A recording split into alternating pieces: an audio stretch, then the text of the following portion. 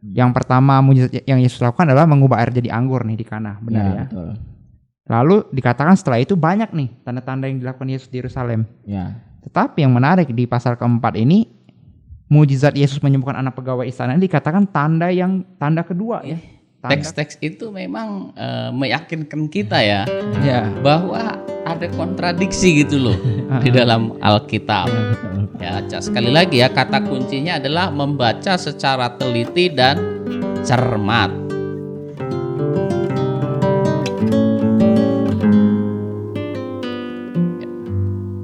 Shalom Bapak Ibu Saudara, kita kembali bertemu di podcast kita. Jangan ragu untuk ragu-ragu.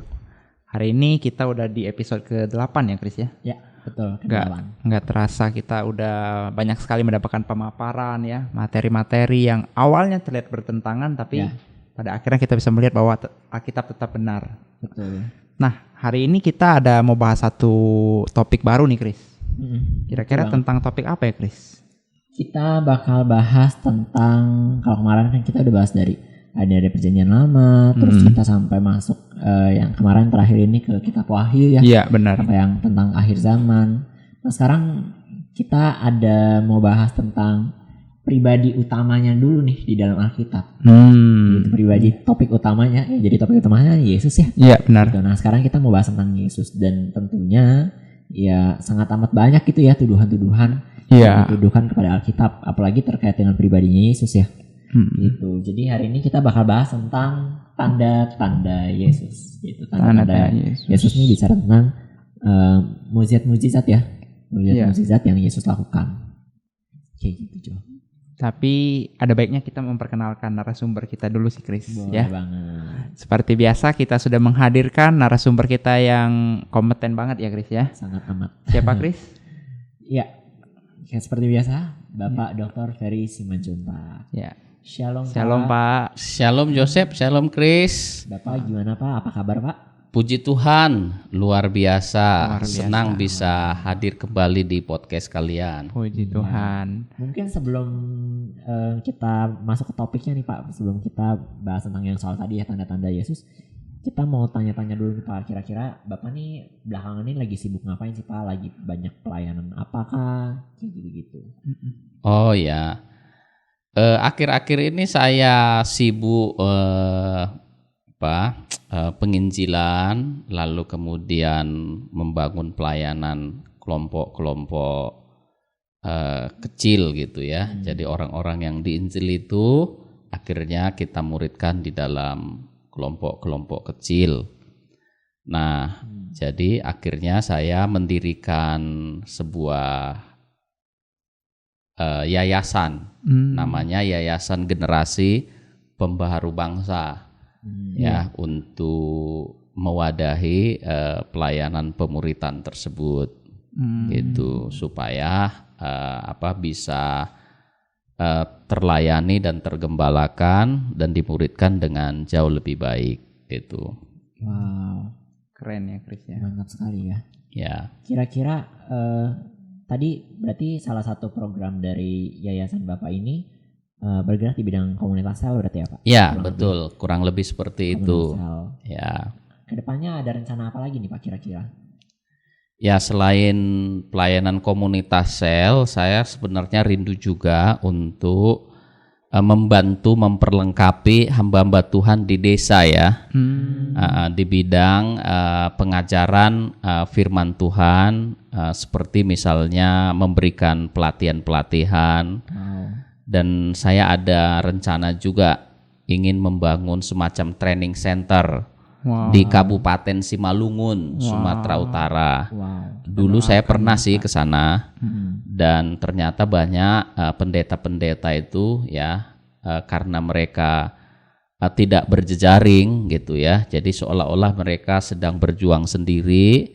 Nah, mereka hanya menggembalakan rata-rata sih 50 jiwa ke bawah gitu ya. Jadi saya akhirnya mendapatkan beban dari Tuhan untuk membantu mereka mendirikan training center sehingga nanti mereka bisa kita panggil secara periodik, misalnya per 3 bulan sekali kita training di situ, kita biayai semuanya, gitu ya, supaya mereka diperlengkapi sehingga nanti pelayanan mereka bisa berkembang dan mengalami kemajuan. Karena sebelumnya saya survei ada yang sudah 8 tahun, 7 tahun gitu ya merintis gereja tapi belum begitu berkembang. Rata-rata hanya di bawah 50 jiwa yang digembalakannya gitu. Ya. Wow. Ini sangat amat visi yang besar ya. Iya, benar. Visi yang sangat besar dan kita turut mendoakan ya Pak. Iya, Ya. mendoakan. Visi itu boleh terwujud, tergenapi dan kembali lagi nama Tuhan boleh dipermuliakan. Iya. Ya. Mungkin itu juga ya kita sekaligus mau mengajak ya teman-teman di luar sana mungkin yang juga terbeban gitu ya untuk memberikan dukungan gitu, baik dukungan doa maupun dukungan finansial, dukungan dan dana untuk yayasan yang sedang Bapak rintis ya, yang sedang Bapak dirikan ini. Ya. Boleh banget nanti kita minta nomor rekeningnya ya Pak. Ya. Kita minta deskripsinya supaya kita bisa tampilin di layar ataupun kita taruh di deskripsi YouTube channel kita. Ya, terima kasih ya Chris dan Joseph ya. Iya. Iya. Merinding loh aku. Maksudnya ternyata yayasan ini yayasan yang tadi Bapak bilang Yayasan Generasi Pembaru Bangsa bukan cuma bergerak di bidang penjangkauan jiwa ya, tapi juga bicara tentang membangun tubuh Kristus ya. Bahkan sampai bisa punya visi untuk memperlengkapi hamba-hamba Tuhan di desa yang ya betul tadi ya, mungkin karena kurang berjejaring, bahkan mungkin untuk explore tentang berita-berita update terkini atau masalah-masalah gereja kurang, yang itu kurang ya gitu. Dan kita bersyukur ya kalau misalnya ada yayasan yang Bapak dirikan yang bisa membantu para hamba Tuhan yang membutuhkan banget pasti ya. Ya, sekaligus tolong dukungan doanya. Jadi saya sudah kurang lebih 300 meter. Jadi di atas tanah itulah nanti saya mau bangun training center yang saya sebut tadi. Jadi ada 2 tingkat nanti gitu ya. Jadi ada kamar, rencananya kurang lebih sekitar 15 kamar gitu ya. Nanti di atasnya ada aula. Jadi kira-kira semacam retreat, nanti kita undang mereka, kita training di situ. Misalnya bulan ini misalnya 15 pendeta gitu ya. Bulan depan 15 pendeta, bulan depannya 15 pendeta lagi. Nanti pas bulan keempat itu pendeta yang di training yang bulan pertama tadi kita panggil lagi itu training. Jadi secara periodik putar seperti itulah kira-kira. Sampai nanti gereja-gereja ini bisa bertumbuh, seperti itulah salah satu visinya. Amin. Amin. Luar biasa. Kita turut mendoakan ya Pak. Ya, terima kasih ya. Puji Tuhan. Oke, kalau gitu mungkin kita langsung masuk ke topik yang kita bahas kali ini. Oke, ya. Oke, gimana nih Jo? Iya, tentang tanda-tanda Yesus nih Chris. Jadi seperti kita tahu ya dalam kehidupannya Yesus kan banyak sekali mengadakan tanda-tanda kan, membuat mujizat dimanapun ia berada gitu kan, membuat tanda-tanda heran yang membuat banyak orang tuh terkesima gitu ya. Tapi ada dua versi nih, dua ayat yang sepertinya menunjukkan pertentangan nih Chris. Dalam Yohanes 2 ayat pertama sampai ke 11 dan juga di dalam Yohanes 2 ayat ke-23 Chris. Mungkin coba boleh dibacain dulu deh yang Yohanes 2 ayat 1 sampai 11. Coba aku bacain ya. Yohanes pasal yang kedua ayat yang pertama sampai ayat yang ke-11 dengan judul perikop perkawinan di Kana. Pada hari ketiga ada perkawinan di Kana yang di Galilea dan ibu Yesus ada di situ. Yesus dan murid-muridnya diundang juga ke perkawinan itu. Ketika mereka kekurangan anggur, ibu Yesus berkata kepadanya, mereka kehabisan anggur. Kata Yesus kepadanya, mau apakah engkau daripadaku ibu? Saatku belum tiba. Tetapi ibu Yesus berkata kepada pelayan-pelayan, apa yang dikatakan kepadamu, buatlah itu. Di situ ada 6 tempayan yang disediakan untuk pembasuhan menurut adat orang Yahudi, masing-masing isinya 2-3 buyung. Yesus berkata kepada pelayan-pelayan itu, isilah tempayan-tempayan itu penuh dengan air, dan mereka pun mengisinya sampai penuh. Lalu kata Yesus kepada mereka, sekarang cendoklah dan bawalah kepada pemimpin pesta. Lalu mereka pun membawanya. Setelah pemimpin pesta itu mengecap air yang telah menjadi anggur itu, dan ia tidak tahu dari mana datangnya, tetapi pelayan-pelayan yang mencendok air itu mengetahuinya. Dan berkata kepadanya, setiap orang menghidangkan anggur yang baik dahulu, dan sesudah orang puas minum, barulah yang kurang baik. Akan tetapi kau menyimpan anggur yang baik sampai sekarang. Hal itu dibuat Yesus di Kana yang di Galilea sebagai yang pertama dari tanda-tandanya, dan dengan itu ia telah menyatakan kemuliaannya, dan murid-muridnya percaya kepadanya. Dari ayat-ayat yang baru saja Christopher baca ini, saya menangkap bahwa tanda pertama nih ya yang dikatakan dalam Yohanes 2 ayat 11 khususnya ya, di ayat ke-11, bahwa tanda pertama yang Yesus buat dalam masa pelayanannya itu adalah mengubah air menjadi anggur di salah satu perkawinan di Kana ya, Chris. Ya, betul. Nah, coba boleh tolong bacain lagi, Chris, di ayat ke Yohanes 2 ayat 23. Ya. Yohanes pasal 2 ayat yang ke-23 berbunyi, dan sementara ia di Yerusalem selama hari raya Paskah, banyak orang percaya dalam namanya karena mereka telah melihat tanda-tanda yang diadakannya. Nah, jadi tadi di ayat pertama sampai 11 dikatakan bahwa mengubah air menjadi anggur itu kan tanda yang pertama nih ya, Chris ya. Dan di ayat ke-23 di sana dikatakan bahwa setelah itu Yesus banyak mengadakan tanda-tanda di Yerusalem tuh. Nah, sampai sini kita belum melihat kontradiksi nih, Chris. Ya, tapi berkelanjutan kan. Ya, benar. Karena itu kelanjutannya. Tetapi yang menarik terdapat kontradiksinya tuh di ini nih, di ayat ini nih, di Yohanes 4 ayat ke-54, Chris. Yohanes 4. Coba ya, mari kita buka. Yohanes 4 ayat 54. Oke, aku coba bacain ya, Jo. Iya. Yohanes pasal yang keempat ayat yang ke-54. Dan itulah tanda kedua yang dibuat Yesus ketika ia pulang dari Yudea ke Galilea. Nah, wow. Chris. Jadi, itu Yohanes 4 ayat 54 itu tentang mujizat Yesus yang baru saja ini ya, Chris ya. Menyembuhkan anak pegawai istana. Betul. Jadi, kalau secara harafiah nih kita urutkan gitu ya. Yang pertama mujizat yang Yesus lakukan adalah mengubah air jadi anggur nih di Kana, benar ya? Betul. Lalu dikatakan setelah itu banyak nih tanda-tanda yang dilakukan Yesus di Yerusalem. Ya. Tetapi yang menarik di pasal keempat ini, mujizat Yesus menyembuhkan anak pegawai istana ini dikatakan tanda kedua ya. Tanda kedua yang dibuat Yesus. Nah, tadi kan yang pertama tuh, terus ini yang kedua. Tapi kan sebelumnya ada banyak tanda-tanda tuh. Tanda-tanda. Iya. Ada banyak ya. Berarti bukan yang kedua dong ini. Iya, benar.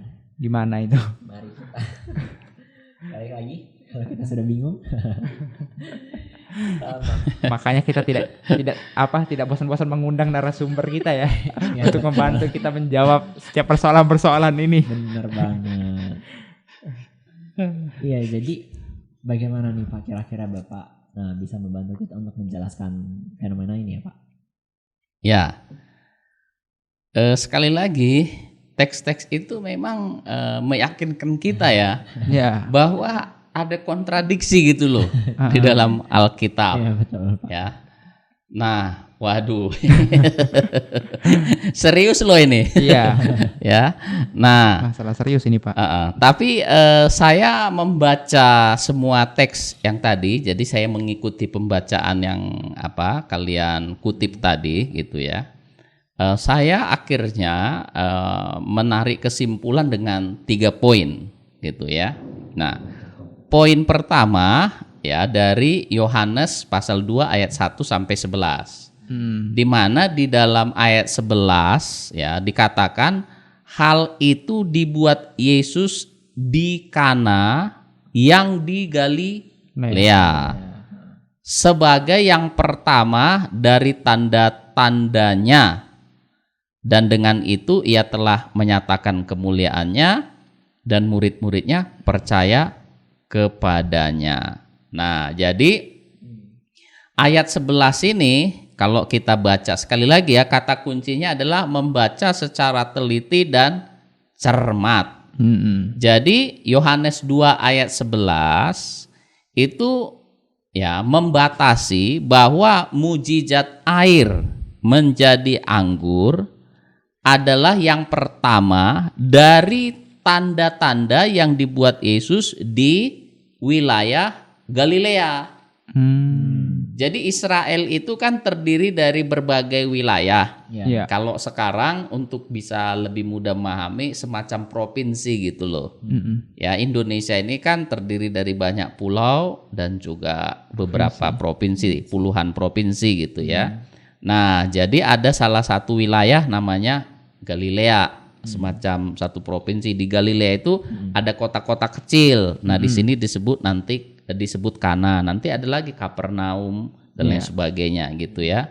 Jadi mengubah air menjadi anggur dalam sebuah pesta perkawinan di Kana itu dibatasi adalah ya tanda pertama dari tanda-tanda yang dibuat Yesus di wilayah Galilea gitu. Nah, lalu ya kita lihat rupanya Yesus itu jangkauan wilayah pelayanannya tidak hanya terbatas di wilayah Galilea.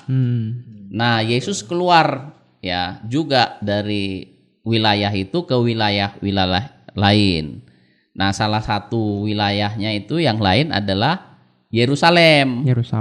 Nah, jadi ini wilayah lain lagi. Jadi semacam ada provinsi Jawa Barat gitu ya, ada DKI gitulah ya. Jadi Yerusalem ini merupakan satu kota besar ya dari wilayah Yudea. Jadi tadi Galilea, lalu ada namanya Kana, satu tempat, kota kecil. Lalu ada wilayah Yudea, di mana kota terbesarnya adalah Yerusalem.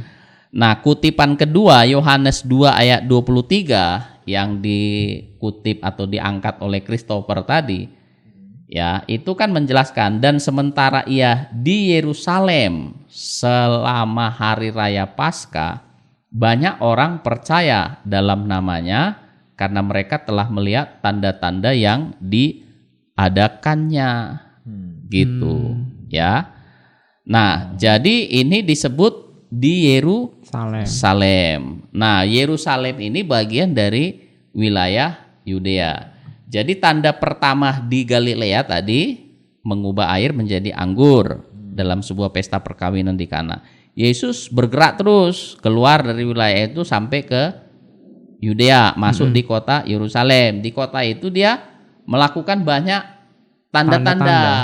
Nah, setelah itu ya, jadi ini poin ketiga. Jadi poin pertama Galilea, poin kedua tanda-tanda di Yudea, kota Yerusalem. Balik lagi Tuhan Yesus ya ke wilayah Galilea, tapi bukan ke Kana, tapi masih bagian dari wilayah Galilea, namanya ke Kapernaum. Jadi semacam provinsi Jawa Barat misalnya. Kan ada beberapa kota kecil gitu ya. Jadi Yesus kira-kira begitulah. Kota kecil pertama yang dikunjungi, dilayani Kana, buat mujizat air jadi anggur. Pergi ke wilayah lain, provinsi lain, Yudea, di kota, salah satu kota terbesarnya Yerusalem, situ buat tanda-tanda. Lalu balik lagi ke Galilea, tapi ke kota lain namanya Kapernaum. Nah, itulah tadi yang Yohanes 4 ayat 54 yang tadi dikutip, dikatakan, dan itulah tanda kedua yang dibuat Yesus ketika ia pulang dari Yudea. Nah, kan wilayah Yudea, Yerusalem itu kan. Nah, setelah kembali lagi dia ke Galilea, Yesus buat mujizat lagi di kota kecil Kapernaum, yaitu menyembuhkan anak dari seorang pegawai istana yang sakit keras hampir mati tadi kan. Gitu. Jadi di sini disebutkan itulah tanda kedua yang dibuat Yesus ketika ia pulang dari Yudea ke Galilea. Jadi nggak salah kan? Tanda pertama di Galilea kan mengubah air jadi anggur. Tanda keduanya dia menyembuhkan anak pegawai istana yang sakit keras hampir mati tadi itu. Itu tanda kedua di Galilea. Tapi tanda-tanda lain banyak dibuat Yesus di Yerusalem. Dan sebenarnya ada banyak wilayah yang dilayani oleh Tuhan Yesus di mana dia juga melakukan banyak tanda juga di situ. Jadi penulis Yohanes, karena gini, murid-murid Tuhan Yesus itu kan kebanyakan dari wilayah Galilea. Mereka kan banyaknya nelayan. Nelayan itu kan adanya di wilayah Galilea karena di situ kebetulan ada danau. Ya kan? Jadi mereka menjadi nelayan awalnya, lalu Yesus panggil mereka menjadi murid gitu ya. Nah, wajarlah karena mereka adalah orang Galilea. Jadi dan Yesus ya awal pelayanannya di wilayah Galilea gitu. Jadi si Yohanes ini, penulis kitab ini menyoroti ya tanda Yesus di wilayah Galilea tadi. Yang pertama mengubah air menjadi anggur, yang kedua menyembuhkan anak pegawai istana tadi. Gitu. Jadi nggak kontradiksi sebenarnya. Oke, iya, nangkap. Iya, terjawab sih. Iya, benar banget. Jadi gitu ya, Chris ya. Iya, jadi iya bener banget ya gitu. Kalau misalnya kita bacanya Sepotong sekilas gitu-gitu, emang kelihatannya kok kayaknya aneh gitu ya. Iya. Dan mungkin benar juga ya, penting banget untuk kita memahami kota-kotanya juga kali ya. Batas-batas geografis gitu. ya. Apalagi ya sebenarnya kan kita bisa cari di Google ya gitu. Oh, Kana tuh di mana gitu. Terus Galilea tuh apa, Yudea tuh apa gitu-gitu segala macamnya, supaya balik lagi tadi ya, supaya ada kata kuncinya kan ya. Iya, benar. Yang satu di Galilea, yang satu di Yerusalem. Iya. Gitu. Jadi supaya kita nggak cepat-cepat menuduh Alkitab salah. Gitu. Bener sih. Aku juga keinget ya, ada salah satu kalimat gitu. Waktu kita bingung waktu kita bingung ya tentang Alkitab, ya kan sekarang teknologi udah canggih ya. Iya, gitu. benar kita banget. bisa searching di Google gitu ya, atau kita bisa cari-cari di YouTube. Contohnya salah satunya ini channel kita ini ya. Kita ini. Program gitu, kita. Untuk dilihat, untuk cari tahu kebenarannya itu seperti apa. Kan bisa banget gitu ya, supaya kita akhirnya nggak langsung defensif terus kita langsung bilang oh Alkitab tuh salah atau Alkitab tuh bertentangan gitu. Oke, ini udah jelas banget ya. Iya, ini luar biasa sih. Clear banget, se-clear-clearnya ya. Bukan cuma menjawab kontradiksi yang tadi dituduhkan, tapi ada juga info-info geografis ya yang tadi betul. Pak Ferry paparkan. Jadi nanti kalau kelak kita ada kesempatan ke Israel kan kita keinget nih sama omongan Pak Ferry kan. Oh, wilayah Yudea itu ada Yerusalem di sana kan. Terus Galilea ada Kana, ada Kapernaum ya. Iya. Sangat-sangat edukatif ya. Iya, betul banget. Luar biasa. Ya, jangan lupa kalau nanti pas ke Israel ajak saya. Oh, supaya lebih jelas Pak ya, langsung diterangin langsung. Itu undangan itu, viewers ya. Jadi para viewers yang mau berangkat bisa kontak nomor Pak Ferry. Tapi jangan lupa ajak kita juga ya. Oh iya, rame-rame kita bikin podcast di Israel. Boleh banget, apalagi kalau dibayarin ya. Iya. Oke, sekali lagi terima kasih banyak ya Pak. Makasih banyak. Ya, terima kasih. Kayaknya kita udah berulang-ulang sama-sama kali, Chris Joseph ya. Iya. Kita berulang-ulang kali bilang makasih karena ya emang cuma itu yang bisa kita bilang ya. Iya, benar banget. Terima kasih buat pemaparannya yang sangat amat luar biasa ya. Luar biasa sih. Yang benar-benar menjawab gitu kebingungan orang-orang di luar sana gitu ya. Iya. Ya mungkin juga bisa mempengaruhi kita ya, dan untungnya aja kita menanyakan kepada sumber yang tepat. Iya. Gitu supaya kita bisa dapat arahan yang jelas. Gitu. Oke Pak, terima kasih banyak. Terima kasih Pak. Sama-sama Joseph dan Kristianto. Ya. Oh ya, kita juga tetap doain ya tentang pelayanan Bapak. Iya, Yayasan Generasi Pembaharu Bangsa. Ya. Terima kasih. Ya. Mantap. Oke, kalau gitu untuk teman-teman semua yang nonton di rumah masing-masing, jangan lupa untuk klik tombol subscribe dan nyalain lonceng notifikasinya supaya teman-teman bisa dapat info terus tentang podcast kita atau konten-konten kita lainnya. Dan jangan lupa juga kita ingatkan kembali ya bagi teman-teman yang terbeban untuk menabur di dalam yayasan yang sedang Pak Ferry bangun untuk saat ini. Teman-teman bisa mampir ke kolom deskripsi di YouTube kita ya. Untuk kita cantumkan nomor rekeningnya atau juga bisa dukung doa ya, itu selain dukung dana, seperti itu. Oke, kalau gitu kita pamit undur diri. Terima kasih, Tuhan Yesus memberkati. Tuhan berkati. Tuhan Yesus memberkati.